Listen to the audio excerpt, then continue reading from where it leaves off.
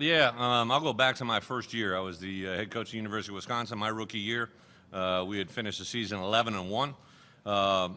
Two teams in our league, Michigan and Ohio State, had been undefeated. They went into their last game. One team won and one team lost, and by that time, the BCS had a two-team limit to get into BCS, so I wasn't allowed. Wisconsin was on the outside looking in, so we were put in the Capital One Bowl against a very, very good Arkansas team, ironically, that had a very good group of players. Darren McFadden,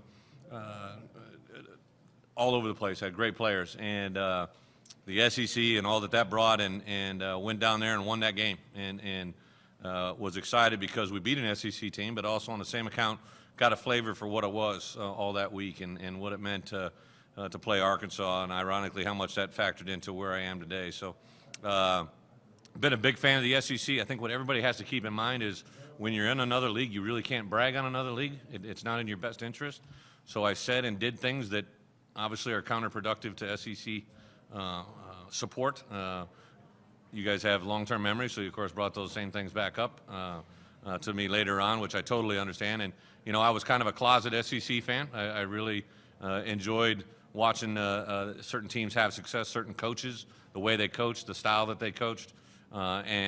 As my career advanced at Wisconsin, I always go back to thinking, you know, the day that you're satisfied is the day you stop breathing. And I just really felt, for me in my time and my career with my wife and where we were going and what we were doing, it was a chance to kind of break away and start something new in a great league, and that's why I made it, and I think it's a great opportunity.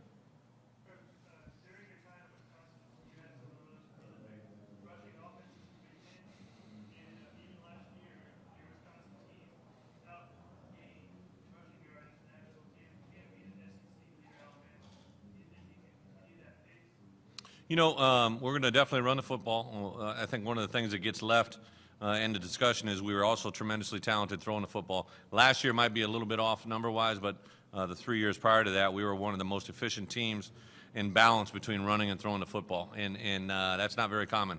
There's only 2 or 3, 4 teams a year that would do that, but on the same account, I realize that it's much easier, in my opinion, to rush the ball for 4 yards than throw the ball for 4 yards, you know? Put the guy in his hands and block it up the right way, and you got 4 yards, you know? If you want to throw the football, you got to be able to get the quarterback to throw it. You got to get the guy to catch it.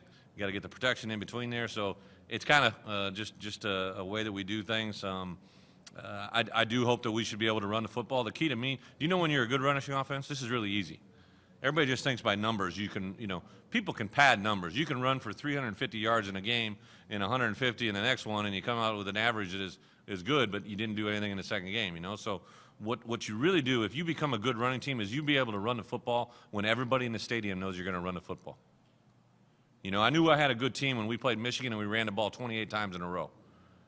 That's when I knew I had a good rushing football team. So I don't know if we can get to that point, but people kind of lose vision on what is a good rushing offense. A good rushing offense is when it's 4th and 1, they know I'm going to run over right tackle, and that's what we do. And that's when you have a good rushing offense. Speak to the offensive line.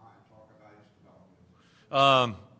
I've been very blessed the fact that I didn't know a guy like Travis Swanson was sitting there waiting at Arkansas. Travis is an exceptional football player. He's an exceptional human being, but from a pure football standpoint, he is probably the best center that I've ever coached, and I've had some good ones. Had guys get drafted in the first, second round the last couple of years, but Travis can bend. He's athletic. He's strong. He's gifted academically. In the mind, he can do things that calling our whole offensive set and plays that is exceptional. Really excited. We moved Bray Cook from right tackle to right guard. Anybody that starts a tackle and moves to guard is going to just be that much better off in the space that he's provided. I think at left tackle, Hurd is a player that he may not exactly be everything that you want, but he is definitely very, very efficient and is a guy that we're excited to see get out there.